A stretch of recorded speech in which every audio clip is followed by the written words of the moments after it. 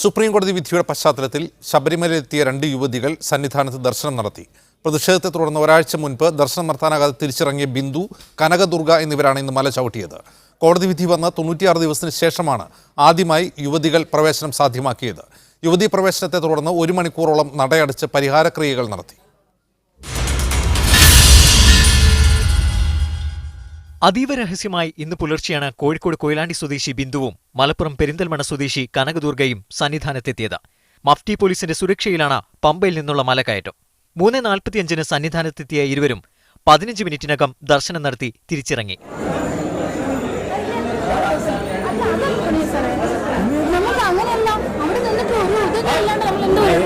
ദർശനം നടത്തിയ വിവരം യുവതികൾ തന്നെയാണ് പുറത്തുവിട്ടത്.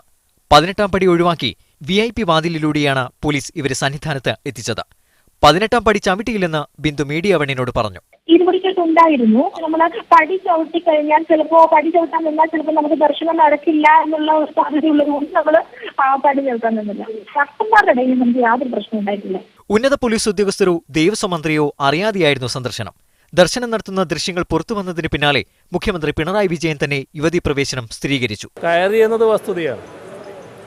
അതിന് പോലീസിൻ്റെ സാധാരണഗതിയിൽ ഞാൻ നേരത്തെ പറയാറുണ്ട്, കയറുന്ന ആളുകൾക്ക് പോലീസ് സംരക്ഷണം കൊടുക്കുമെന്നുള്ളത്. അത് ഉണ്ടായിട്ടുമുണ്ട്. അതാണ് ഉണ്ടായത്. ഇതിന് പിന്നാലെ 10:30-യോടെ ശബരിമല നടയടച്ചു. തന്ത്രി കണ്ഠരര് രാജീവരുടെ നിർദ്ദേശപ്രകാരം മേൽശാന്തി VN വാസുദേവൻ നമ്പൂതിരിയാണ് നടയടക്കാൻ തീരുമാനിച്ചത്.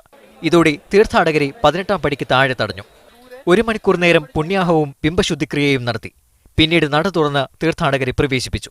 സുപ്രീം കോടതി വിധി നടപ്പാക്കുന്നത് ആചാരത്തിന്റെ ലംഘനം തന്നെയാണെന്നാണ് തന്ത്രി ഇപ്പോഴും പറയുന്നത്. അതുകൊണ്ട് തന്നെയാണ് ബിംബശുദ്ധി അടക്കമുള്ള ശുദ്ധിക്രിയകൾ ഇന്ന് സന്നിധാനത്ത് നടത്തിയത്. ക്യാമറ പേഴ്സൺ ഷിജു ചുറ്റൂരിനൊപ്പം മനേഷ് മൂർത്തി, മീഡിയ 1, സന്നിധാനം.